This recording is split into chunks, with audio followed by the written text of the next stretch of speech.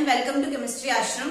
आज हम लोग पढ़ने वाले हैं टाइप्स ऑफ कपलिंग कांस्टेंट। ठीक है, लास्ट वीडियो में मैंने कपलिंग कांस्टेंट के बारे में समझाया था आपको। आज हम देखेंगे कितने टाइप जो कपलिंग कांस्टेंट होता है वो कितने टाइप्स के होते हैं। ठीक है, चलिए, मैंने आपको प्रीवियस वीडियो में समझाया था कि कपलिंग कांस्टेंट उस चीज पर डिपेंड करता है। आपको पता है कि कपलिंग किन किन के बीच में होती है, दो डिफरेंट हाइड्रोजन्स के बीच में। ठीक है, यानी कि जिनका डिफरेंट इलेक्ट्रॉनिक एनवायरमेंट हो। ठीक है, तो कपलिंग किसके बीच में होती है, हाइड्रोजन्स के बीच में।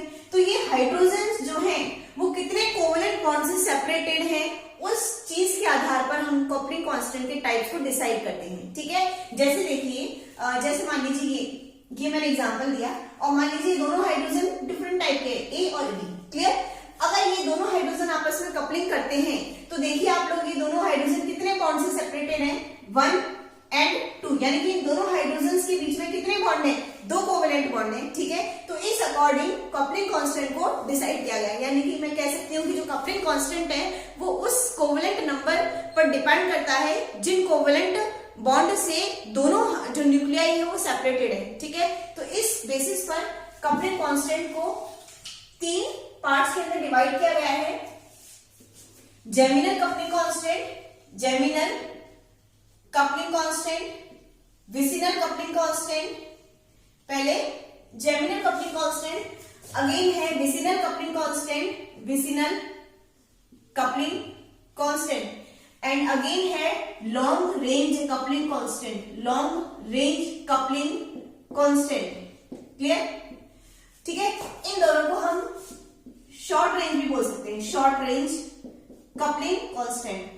तो दो भागों में डिवाइड किया गया है, short range coupling constant, long range coupling constant. Short range को जेमिनल एंड विसिनल। कभी आप लोगों ने डाई हैलाइड्स पढ़े, डाई हैलाइड को जैसे हम लोग 3 पार्ट्स के अंदर डिवाइड करते हैं, gem dihalide, gem dihalide, vicinal dihalide. ठीक है, और अल्फा ओमेगा डाई हैलाइड। तो जेम डाई हैलाइड क्या होते हैं, जेम डाइहाइड होते हैं अगर दोनों हैलोजेंस जो है वो एक ही कार्बन पर प्रेजेंट है तो उसको क्या बोलते हैं, जेम डाइहैलाइड बोलते हैं ना। और अगर दोनों हैलोजेंस पड़ोसी कार्बन पर, नेबरिंग कार्बन पर प्रेजेंट हो, जस्ट नेबर वाले पर, ये नहीं कि दूसरे वाले पर, बिल्कुल जस्ट नेबरिंग कार्बन पर प्रेजेंट हो, तो उसको बोलते हैं विसिनल डाइहैलाइड। और अगर दूर दूर होते हैं तो उसको क्या बोलते हैं हम, अल्फा ओमेगा डाइहैलाइड। उसी के अकॉर्डिंग यहाँ पर नाम लिया गया है, यहीं से ये नाम बना है, मतलब लिया हुआ है जेमिनल, विसिनल, लॉन्ग रेंज। ठीक है, तो जेमिनल कपलिंग कांस्टेंट का मतलब क्या है, जेमिनल कपलिंग कांस्टेंट कब होगा, किसे कहते हैं, जैसे मान लीजिए 2 हाइड्रोजन, अभी मैंने समझाया था 2 हाइड्रोजन डिफरेंट टाइप के ए एंड बी, और ये दोनों एक ही हाइड्रोजन पर, जैसे मैं जेम डाइहैलाइड समझाया था ना कि अगर दोनों हाइड्रोजन एक ही कार्बन पे प्रेजेंट है तो उसको जेम डाइहैलाइड बोलते हैं। इसी तरह अगर दोनों डिफरेंट टाइप्स के हाइड्रोजन्स, ठीक है, एक ही कार्बन पे प्रेजेंट है तो उसको कपलिंग कांस्टेंट, और इन दोनों के बीच में कपल हो रहा है। ठीक है, ऑब्वियस है, अगर डिफरेंट टाइप्स के हाइड्रोजन तो दोनों के बीच में कपल होगा ही। ठीक है, कपलिंग को भी अच्छे से समझा चुकी हूँ आपको 2 वीडियोस के अंदर। ठीक है, तो अगर इन दोनों के बीच में कपल हो रहा है तो उसको बोलेंगे जेमिनल कपलिंग कांस्टेंट। क्लियर, अगर मान लीजिए ये दोनों हाइड्रोजन्स जो हैं, जो आपस में कपल कर रहे हैं, अलग अलग टाइप के ए एंड बी, ये दोनों हाइड्रोजन्स अगर मान लीजिए पड़ोस वाले कार्बन पर है, ठीक है, चाहे ऊपर लिख दो या नीचे लिख दो, एक ही बात है, Hb लिख दिया ये लोग। ठीक है, अगर पड़ोसी कार्बन में प्रेजेंट है तो जिस तरह से वहां विसिनल डाइहैलाइड बोलते हैं, इसी तरह से इसको क्या बोलेंगे, विसिनल कपलिंग कांस्टेंट। ठीक है, अब यहाँ पर आप मुझे देखो कि ये जो दोनों न्यूक्लियाई है या दोनों हाइड्रोजन्स या दोनों प्रोटॉन्स कितने कोवेलेंट बॉन्ड से सेपरेटेड है, 1 and 2, तो इसको 2J कपलिंग कांस्टेंट भी बोलते हैं। ठीक है, 2J कपलिंग कांस्टेंट भी बोलते हैं क्योंकि 2 कोवेलेंट बॉन्ड से सेपरेटेड है दोनों न्यूक्लियाई। क्लियर, यहाँ पे अगर बात करें तो दोनों जो न्यूक्लियाई है He एंड Hb वो कितने बॉन्ड से सेपरेटेड है, देखिए 1 2 3, यानी इन दोनों के बीच में कितने बॉन्ड आ रहे हैं, इन दोनों के बीच में 1 2 and 3, तो उसको 3J कपलिंग कांस्टेंट भी बोलते हैं। क्या बोलते हैं, 3J कपलिंग कांस्टेंट भी बोलते हैं। ठीक है, लॉन्ग रेंज कपलिंग कांस्टेंट में क्या होगा, दोनों जो सेपरेटेड न्यूक्लियाई हैं, मतलब सॉरी, दोनों जो डिफरेंट टाइप के न्यूक्लियाई हैं He एंड Hb, वो 3 से ज्यादा बॉन्ड से सेपरेट, कोवेलेंट बॉन्ड से सेपरेटेड हो, 2 बॉन्ड से सेपरेटेड है तो उसको जेमिनल कपलिंग कांस्टेंट बोलेंगे। ठीक है, 3 बॉन्ड से सेपरेटेड है तो उसको विसिनल कपलिंग कांस्टेंट बोलेंगे। ठीक है, और अगर दूर दूर वाले कार्बन में प्रेजेंट है तो ऑब्वियसली कोवेलेंट बॉन्ड से ज्यादा, कोवेलेंट बॉन्ड से सेपरेटेड होंगे वो। यहाँ पे देखिए, अगर बात करें तो कितने कोवेलेंट बॉन्ड से सेपरेटेड है 1 2 3 4, तो ये होगी 4j कपलिंग कांस्टेंट। अगर एक बॉन्ड और होता बीच में, जैसे ये लो, ये जी, अब देखिए कितने बॉन्ड से सेपरेटेड है, दोनों न्यूक्लियाई जो आपस में कपल कर रहे हैं 1 2 3 4 एंड 5, तो हो जाता 5j कपलिंग कांस्टेंट या 5j कपलिंग। आई बात समझ में? तो 3 टाइप्स के हैं, geminal coupling constant, vicinal, long range. Geminal 2j, vicinal 3j and 4j 5j 6j। Normally long range coupling constant को कंसीडर करते नहीं है, ये होती नहीं है, ठीक है, केवल कुछ केसेस के अलावा, ठीक है।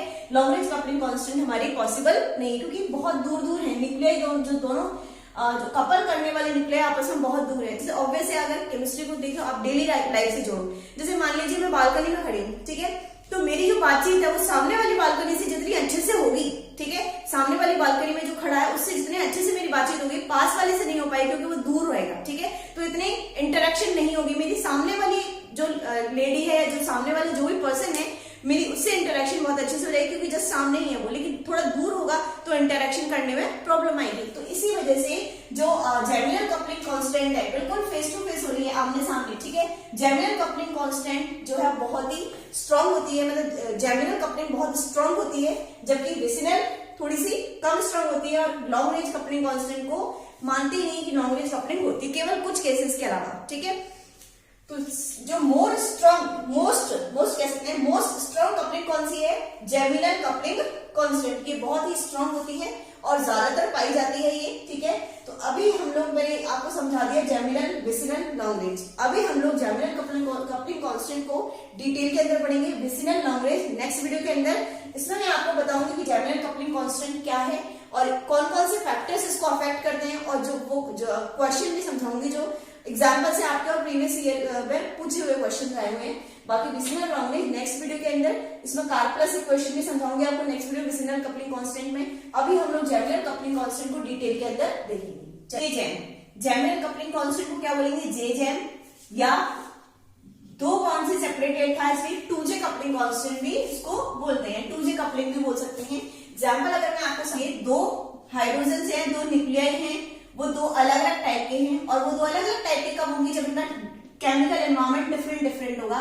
जैसे मान लीजिए एक तरफ Cl आ गया, एक तरफ Br आ गया, वैलेंसी कंप्लीट करने के लिए मैंने डबल बॉन्ड लगा दिया, तो इसके पड़ोस में Cl है और इसके पड़ोस में Br है, तो दोनों का केमिकल एनवायरमेंट अलग अलग है, तो दोनों न्यूक्लियाई क्या हो गए? अलग अलग टाइप के हो गए। अब आपस में, अब जब चूंकि अलग अलग हो ही गए दोनों न्यूक्लियाई, तो आपस में कपल भी कर सकते हैं, ठीक है। तो जो कपल करेंगे आपस में, जो कपलिंग कांस्टेंट होगा, इनका जो कपलिंग कांस्टेंट आएगा वो क्या कहलाएगा? जेजेम या 2j, ठीक है। तो इस टाइप के एग्जांपल्स में हमारी जेमिनल कपलिंग कांस्टेंट होगी, जो कि दो बॉन्ड से सेपरेटेड न्यूक्लियाई है, ठीक है। और जेमिनल कपलिंग कांस्टेंट की आपको बताइए, मैंने समझाई दिया, जेमिनल कपलिंग जो होगी बहुत ही स्ट्रांगली होगी, ठीक है। इसमें जो J है वो कोई भी साइन रख सकता है, जेमिनल कपलिंग कांस्टेंट की बात कर रही हूँ, पॉजिटिव साइन भी रख सकता है, नेगेटिव, यानी कि वैल्यू जेमिनल कपलिंग कांस्टेंट की वैल्यू पॉजिटिव में भी जा सकती है, यानी कि +2 चलेगी, ठीक है, या -2 चलेगी, मतलब J can have any sign in geminal coupling constant. Geminal coupling constant में J का पॉजिटिव या नेगेटिव कुछ भी साइन हो सकता है। जेमिनल कपलिंग कांस्टेंट किन किन फैक्टर्स पर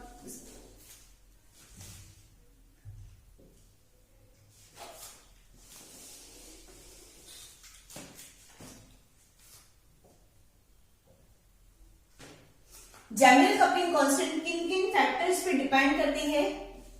देखिए, सबसे पहले बॉन्ड एंगल की बात करें, बॉन्ड एंगल, यानी कि जो दो न्यूक्लियाई कपल कर रहे हैं उनके बीच में बॉन्ड एंगल क्या है, ठीक है। बॉन्ड एंगल पे डिपेंड करती है, इलेक्ट्रोनेगेटिविटी पे डिपेंड करती है, एंड परसेंटेज कैरेक्टर।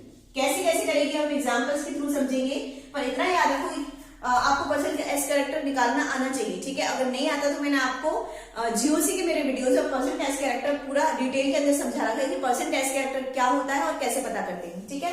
चलिए, bond angle, electronegativity and percentage character, ये तीन फैक्टर्स ऐसे हैं जिन पर जेमिनल कपलिंग कांस्टेंट डिपेंड करता है। कैसे? देखिए, बॉन्ड एंगल जब इंक्रीज होगा तो जेमिनल या जेम भी क्या होगा? अपना इंक्रीज होगा, ठीक है। इसी टाइप से इलेक्ट्रोनेगेटिविटी इंक्रीज होती है, इंक्रीजेस, देन जेम भी क्या होता है? इंक्रीज होता है। परसेंटेज कैरेक्टर की बात करें तो परसेंटेज कैरेक्टर भी इंक्रीज होगा, तो जेम भी क्या होगा? इंक्रीज होगा, ठीक है। यानी कि बॉन्ड एंगल पे डिपेंड हो गया, बॉन्ड एंगल बढ़ेगा तो जर्मिनल कपलिंग कांस्टेंट की वैल्यू बढ़ेगी, इलेक्ट्रोनेगेटिविटी बढ़ेगी तो भी कपलिंग कांस्टेंट की वैल्यू बढ़ेगी, और परसेंटेज कैरेक्टर बढ़ेगा तो भी कपलिंग कांस्टेंट की वैल्यू इंक्रीज होगी।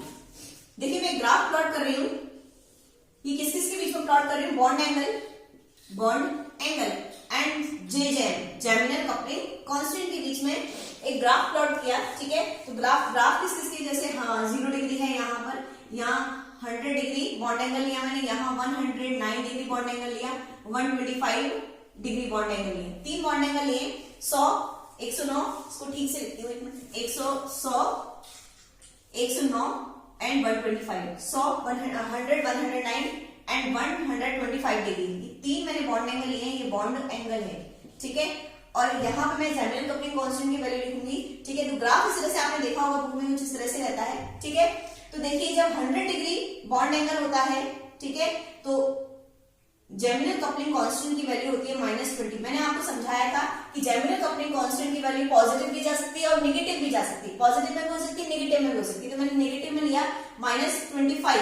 जब बॉन्ड एंगल 100 डिग्री था तो जर्मिनल कपलिंग कांस्टेंट की वैल्यू कितनी आती है, आपको वैल्यूज थोड़ा लर्न करनी पड़ेगी, ठीक है। 100 डिग्री जब बॉन्ड एंगल था तो वैल्यू क्या है -25।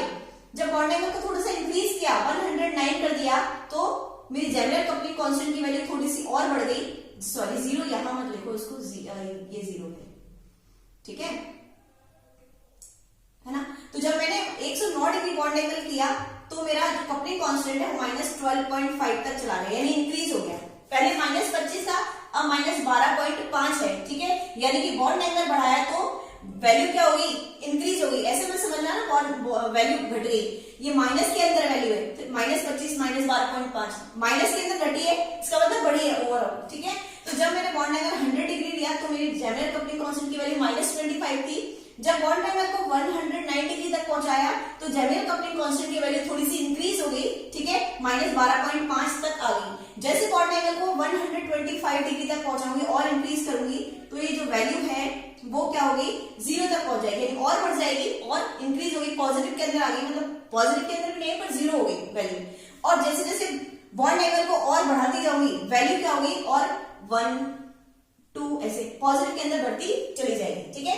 तो जब बॉन्ड एंगल कम था, 100 डिग्री था, तो मेरी कपलिंग कांस्टेंट की वैल्यू -25, ठीक है। जब बॉन्ड एंगल 109 डिग्री किया, यानी थोड़ा और इंक्रीज किया, तो जर्मिनल कपलिंग कांस्टेंट की वैल्यू और इंक्रीज हो गई -12.5। 125 डिग्री पर इसकी वैल्यू 0 हो जाती है, और 125 डिग्री से आगे जब हम बॉन्ड एंगल को इंक्रीज करते हैं तो वैल्यू पॉजिटिव में चली जाती है, 1 2 3 4 जो भी है, क्लियर। तो ये ग्राफ आप लोग देख लेना एक बार, जर्मिनल कपलिंग कांस्टेंट के लिए ग्राफ है ये, तो ये एक बार थोड़ा सा याद करें, डाटा याद कर लेना आप लोग, ठीक है। जैसे अगर मैं एग्जाम्पल आपको लेती, जैसे जैसे मैं बॉन्ड एंगल को इंक्रीज करती हूँ मेरी जर्मिनल कपलिंग कांस्टेंट की वैल्यू इंक्रीज होती है। इसका एग्जांपल अगर आपसे एग्जाम में कुछ इस तरह के क्वेश्चन दे दे और आपसे पूछ ले कि जर्मिनल कपलिंग कांस्टेंट की वैल्यू के इंक्रीजिंग ऑर्डर में लिखो इनको या डिक्रीजिंग ऑर्डर में लिखो, ठीक है। जैसे मान लीजिए मैंने 3 एग्जांपल आपको लिए हैं ये, ठीक है, हाइड्रोजन। तो आपसे पूछेगी इसकी जर्मिनल कपलिंग कांस्टेंट की इंक्रीजिंग वैल्यू के रूप में लिखो, तो यहाँ पे आप देख रहे हैं कि बॉन्ड एंगल कंटिन्यूअसली बढ़ रहा है, इंक्रीज हो रहा है बॉन्ड एंगल, ठीक है। जब बॉन्ड एंगल इंक्रीज हो रहा है 1 2 3 बॉन्ड से सेपरेटेड है, सॉरी 1 2 1 2, ठीक है। चलिए जब बॉन्ड एंगल हमारा इंक्रीज हो रहा है तो क्या होगा, बॉन्ड एंगल इंक्रीज होगा तो जर्मिनल यानी जैम की वैल्यू भी क्या होगी, इंक्रीज होगी। तो इंक्रीजिंग ऑर्डर अगर आपसे लिखवा लेता है इस तरह से, तो ये इंक्रीजिंग ऑर्डर है क्योंकि बॉन्ड एंगल बढ़ रहा है, इसलिए जर्मिनल कपलिंग कांस्टेंट भी इंक्रीज हो रहा है, ठीक है।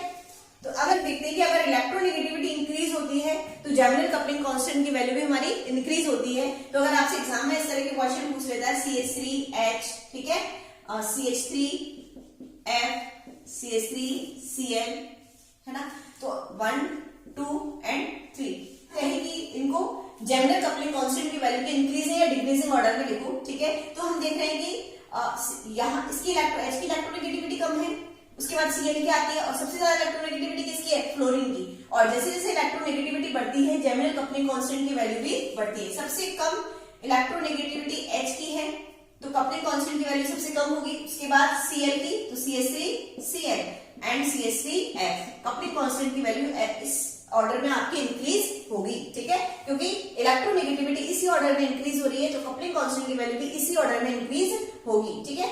सेकंड समझ में आ गया इलेक्ट्रोनेगेटिविटी। थर्ड है हमारा percent S character. Percent S character बढ़ता है तो जर्मेनियम कपलिंग कांस्टेंट की वैल्यू भी बढ़ती है। आपको पता होगा कि अगर सिंगल बॉन्ड की बात करते हैं तो परसेंट एस कैरेक्टर वहां पर कितना होता है। परसेंट एस कैरेक्टर निकालना आप सबको आता होगा, नहीं आता तो मेरे जीओसी के प्लेलिस्ट पे जाके जीओसी की वीडियो देखना, वहां पे परसेंट एस कैरेक्टर का अलग से वीडियो मैंने बना रखा है, ठीक है। C double bond C, C triple bond C. यहाँ पे हाइब्रिडेशन देखें तो sp3 है, कार्बन का sp2 है और sp है। परसेंट एस कैरेक्टर की अगर बात करते हैं परसेंट एस कैरेक्टर, ठीक है, तो यहाँ पर आता है 25% एस कैरेक्टर। यहाँ पर देखें तो 33.33% एस कैरेक्टर है और यहाँ देखें तो आपका 50% एस कैरेक्टर। ये तो चीजें आपको सबको आती होंगी परसेंट एस कैरेक्टर निकालना। जैसे जैसे परसेंट एस कैरेक्टर बढ़ता है जर्मेनियम कपलिंग कांस्टेंट की वैल्यू भी इंक्रीज होगी। यानी कि अगर मैं एल्केन्स की बात करूं और एल्केन्स की बात करूं तो इन दोनों में अगर देखा जाए तो इसकी जेजाइम की वैल्यू ज्यादा होगी और इसकी कम होगी। अगर इन दोनों में देखा जाए तो इसकी वैल्यू ज्यादा होगी और इसकी कम होगी। जैसे कि एग्जांपल लेते हैं हम लोग, मैंने आपको बताया कि एक चीज याद रखना, एल्केन्स के लिए जेजाइम, चूंकि एल्केन में परसेंट एस कैरेक्टर कम होता है तो एल्केन के लिए जेजाइम वैल्यू नेगेटिव में जाएगी ऑलवेज, ठीक है। अगर एल्केन्स की बात करते हैं तो जेजाइम वैल्यू पॉजिटिव है, स्लाइटली पॉजिटिव, ज्यादा पॉजिटिव नहीं, 2.5 टू 1.53 इस तरह स्लाइटली पॉजिटिव होता है, ठीक है, और इसकी वैल्यू नेगेटिव में जाती है, ठीक है। एल्काइन अगर लोगे आप सी ट्रिपल बॉन्ड सी, ठीक है, एच एच, तो एल्काइन में जे जर्मेनियम कपलिंग कांस्टेंट होगी नहीं क्योंकि ट्रिपल बॉन्ड होता है। आपको पता है जर्मेनियम कपलिंग कांस्टेंट कब होगी, जब दोनों हाइड्रोजन आपस में एक ही कार्बन पे प्रेजेंट हो।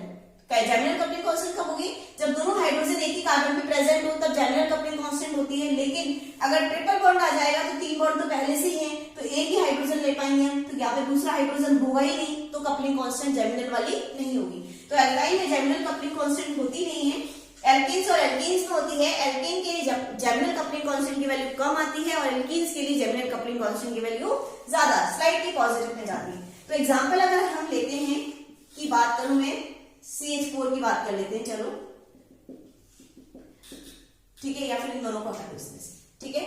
यहाँ पे जो भी है जुड़े होंगे ग्रुप 2, यहाँ की बात करें और एक एल्कीन्स की बात कर लें, ठीक है। तो जर्मेनियम कपलिंग कांस्टेंट की वैल्यू अगर आपसे पूछे तो वो क्या होगी, इंक्रीज होगी।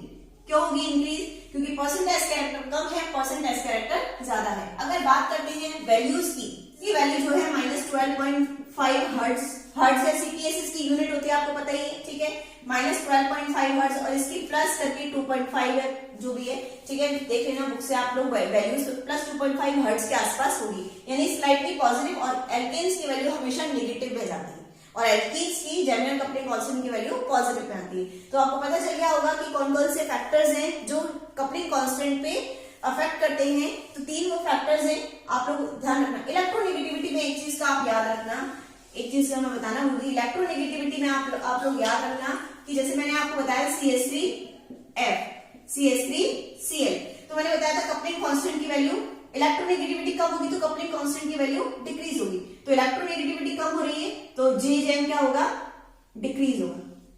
इतना समझ में आ गया, यहां तक तो क्लियर है। लेकिन अगर मान लीजिए ये जो इलेक्ट्रोनेगेटिव एटम है अगर पाई बॉन्ड से जुड़े हुए हैं, किससे जुड़े हुए हैं, पाई बॉन्ड से जुड़े हुए हैं, तो इफेक्ट थोड़ा उल्टा हो जाता है। जैसे एग्जांपल हम double bond CHCl, double bond CHF, अगर इन दोनों की बात करते हैं, ठीक है, अगर इन दोनों की बात करें, यहाँ पे डबल बॉन्ड है, डबल बॉन्ड जो इलेक्ट्रोनेगेटिव एटम है, मोर इलेक्ट्रोनेगेटिव एटम, वो कहां से इलेक्ट्रॉन खींच रहा है, कहां से इलेक्ट्रॉन विड्रॉ कर रहा है, डबल बॉन्ड से। इस टाइम कहां से कर रहा है, डबल बॉन्ड वाले कार्बन से, डबल बॉन्ड वाले कार्बन से। यहाँ पे किससे इलेक्ट्रॉन विड्रॉ कर रहा था, सिंगल बॉन्ड वाले कार्बन से कर, यहाँ पे किससे इलेक्ट्रॉन विड्रॉ हो रहा है, सिंगल बॉन्ड वाले कार्बन से। तो अगर डबल बॉन्ड वाले कार्बन से इलेक्ट्रॉन विड्रॉ होते हैं तो जर्मेनियम कपलिंग कांस्टेंट की वैल्यू डिक्रीज हो जाती है, ये याद रखना। ये 2 उल्टे केसेस है, याद रख लेना। तो जेजेम जो होगा वो डिक्रीज होगा, अगर यहाँ सिंगल बॉन्ड होता तो जेजेम इंक्रीज होता, ठीक है। लेकिन डबल बॉन्ड से इलेक्ट्रॉन विड्रॉ हो रहे हैं तो इलेक्ट्रोनेगेटिविटी बढ़ने पर आपकी जर्मेनियम कपलिंग कांस्टेंट की वैल्यू डिक्रीज होगी, इतना याद रखना, ठीक है। अब मैं कुछ एग्जांपल्स ले रही हूँ जो प्रीवियस एग्जाम में पूछे हुए, आपको ऑर्डर समझाती हूँ कि किस तरह से क्या ऑर्डर होगा जर्मेनियम कपलिंग। 3 एग्जांपल्स मैंने आपके सामने लिखे हैं, 1, 2 एंड 3। ठीक है, यहां पर हम देखें तो इस एल्केन है, ये भी एल्केन है और ये एल्कीन है। ठीक है, आपको यहाँ इसको कपलिंग कांस्टेंट की जे जेम की इंक्रीजिंग ऑर्डर में लिखना है, इंक्रीजिंग ऑर्डर लिखना है। ठीक है, तो आपको पता है सबसे ज्यादा जो जे वैल्यू किसकी होगी, वो एल्कीन की होगी, ऑलवेज पॉजिटिव होती है, और एल्केन्स की नेगेटिव में होती है। एल्केन्स की वैल्यू नेगेटिव और एल्कीन की वैल्यू पॉजिटिव। तो सबसे ज्यादा जो वैल्यू रहने वाली है वो 2 की होगी। क्लियर। अब देखिए यहाँ 1 एंड 3 की बात करते हैं। ठीक है, 1 एंड 3 में अगर हम देखेंगे तो यहाँ पे परसेंटेज कैरेक्टर ज्यादा होता है, परसेंटेज कैरेक्टर ज्यादा होता है ना साइक्लोप्रोपीन के अंदर। ठीक है, और यहाँ पे परसेंटेज कैरेक्टर क्या होता है, कम होता है। ठीक है, तो परसेंटेज कैरेक्टर ज्यादा होने की वजह से 3 की वैल्यू क्या हो गई, इंक्रीज हो गई, और 1 की वैल्यू डिक्रीज हो गई। क्या आपको पता है रिंग साइज के ऊपर भी परसेंटेज कैरेक्टर डिपेंड करता है। ठीक है, तो रिंग साइज छोटा होने के कारण इसके जो परसेंटेज कैरेक्टर है वो ज्यादा होता है, और इसका परसेंट ये ऊपर है, ऊपर स्ट्रक्चर है, तो परसेंटेज कैरेक्टर कम होगा, तो इसकी जे जेम की वैल्यू भी कम होगी। तो 1, 3 एंड 2। क्लियर होने बात। चलिए नेक्स्ट देखिए, नेक्स्ट एग्जांपल है ये, इसको इंक्रीजिंग ऑर्डर में लिखते हैं हम लोग 1, 2, 3, 4 एंड 5। डिक्रीजिंग ऑर्डर में लिखो, चलो इस बार डिक्रीजिंग ऑर्डर में लिखना है आपको जे जेम की। क्लियर। चलिए देखिए, ये एल्केन एल्केन एल्केन एल्कीन। ठीक है, यहां पर भी डबल बॉन्ड है। अगर आप इसको HCHO को अगर आप लोग स्ट्रक्चर इसका अच्छे से बनाओ तो C ये लीजिए, ये डबल बॉन्ड। ठीक है, तो आपको पता है ये एल्केन है, एल्केन की तो कम ही रहने वाली है, पाई बॉन्ड्स की ज्यादा होती है। एल्केन की आपको पता है वैल्यूज जो है वो कम ही रहने वाली है।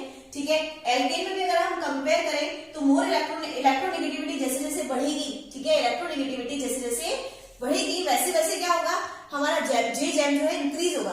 तो सबसे कम तो किसका हो जाएगा, 1 का, उसके बाद 2 का एंड उसके बाद 3rd का। ठीक है, ये एल्केन है, एल्केन में क्या होगा, इलेक्ट्रोनेगेटिविटी जैसे जैसे बढ़ा रही हूँ मैं, जे जेम की वैल्यू को इंक्रीज कर रही हूँ। अब ये एल्कीन है और ये H डबल बॉन्ड O है। यहाँ पर देखिए ये एल्कीन है और ये भी डबल बॉन्ड पाई बॉन्ड है, यहाँ पर भी पाई बॉन्ड है और यहाँ पर भी पाई बॉन्ड है। इन दोनों की ज्यादा है, लेकिन इन दोनों में से किसकी ज्यादा है वो देखना पड़ेगा। देखिए यहाँ पर दोनों कार्बन है, पाई बॉन्ड और दोनों कार्बन है, लेकिन यहाँ पर पाई बॉन्ड भी है, मोर इलेक्ट्रोनेगेटिव एटम भी है, पाई बॉन्ड भी है, साथ में मोर इलेक्ट्रोनेगेटिव एटम भी है, अटैच है। इस वजह से इसकी जो जर्मिनल कपलिंग कांस्टेंट की वैल्यू है वो ज्यादा होगी और इसकी जर्मिनल कपलिंग कांस्टेंट की वैल्यू कम होगी। तो उसके बाद क्या आएगा, 4 आएगा, नेक्स्ट लास्ट में क्या आएगा 5। HCHO फॉर्मेल्डिहाइड की कपलिंग कांस्टेंट की वैल्यू सबसे ज्यादा, क्यों ज्यादा, क्योंकि पाई बॉन्ड तो है ही साथ के अंदर, साथ ही साथ में यहाँ पर मोर इलेक्ट्रोनेगेटिव एटम भी अटैच्ड है। ठीक है, तो इस वजह से जर्मिनल कपलिंग कांस्टेंट का ऑर्डर ये आया। ठीक है, अगर मैं इस एग्जांपल की बात करती हूँ HC6H5, ये A, B, C 3 अलग अलग टाइप के प्रोटॉन्स हैं। यहां पर अगर बात करते हैं तो देखिए अगर ये इससे इंटरेक्ट करेगा तो ये सिस कपलिंग कहलाएगी, जे जेम किसका, सिस फॉर सिस। अगर ये इससे इंटरेक्ट करेगा तो ये क्या कहलाएगा, जे ट्रांस कहलाएगा, जे जेम फॉर ट्रांस। ये अगर इससे इंटरेक्ट करता है तो जे ट्रांस, और अगर ये इससे इंटरेक्ट करता है तो सिस। और अगर ये दोनों आपस में, क्योंकि सारे डिफरेंट है आपस में, ये दोनों आपस में इंटरेक्ट करेंगे तो क्या कहलाएगा, ये जे जेम। ठीक है, सॉरी जेम नहीं कहलाएंगे, ओनली सिस है, क्योंकि 1, 2, 3 बॉन्ड से सेपरेटेड है तो जेम नहीं होगा, ये केवल क्या होगा, सॉरी जे सिस होगा। अगर ये इससे इंटरेक्ट करता है तो सिस, और ये इससे इंटरेक्ट करता है तो ट्रांस, जे ट्रांस। ठीक है, और ये इससे इंटरेक्ट करता है तो जे जेम। क्लियर होगी बात, क्योंकि दोनों ये दोनों जो है वो 2 बॉन्ड से सेपरेटेड है तो जर्मिनल कपलिंग कांस्टेंट। ठीक है, और अगर ये आपस में इंटरेक्ट करते हैं तो 1, 2, 3 बॉन्ड से सेपरेटेड है तो जे सिस कहलाएगा, और ये 1, 2, 3 ये क्या कहलाएगा, जे ट्रांस। क्लियर। अब अगर इसमें अगर ये एग्जांपल कहते हैं और आपसे वैल्यूज कहे कि इंक्रीजिंग या डिक्रीजिंग ऑर्डर में लिखो, तो याद रखना हमेशा कि जे ट्रांस का जो कपलिंग कांस्टेंट वैल्यू होता है वो ऑलवेज हायर होता है देन जे सिस, और जर्मिनल कपलिंग कांस्टेंट की वैल्यू ऑलवेज क्या होगी, कम होगी। ये ऑर्डर ध्यान रखना। इस तरह का कोई भी एग्जाम में आपको क्वेश्चन दे दे तो ध्यान रखना ट्रांस की वैल्यू सबसे ज्यादा करके आना, कुछ भी दे सकता है वो आपको, जरूरी नहीं कि ये एग्जांपल है, पर आपको याद रखना कि ट्रांस की वैल्यू सबसे ज्यादा होगी उसके बाद सिस की वैल्यू होगी सिस कपलिंग कांस्टेंट की, और लास्ट में जेमिनल कपलिंग कांस्टेंट की वैल्यू सबसे कम होगी। ठीक है, तो यहाँ पर हमने जेमिनल कपलिंग कांस्टेंट को डिटेल से डिस्कस किया। कल हम लोग vicinal coupling constant long range coupling constant देखेंगे, साथ में कार्क प्लस इक्वेशन भी देखेंगे। ठीक है, तो अगर वीडियो पसंद आया हो तो उसको लाइक करना, उसको शेयर करना फ्रेंड्स के साथ, और चैनल को भी सब्सक्राइब करना मत भूलना। Thanks for watching.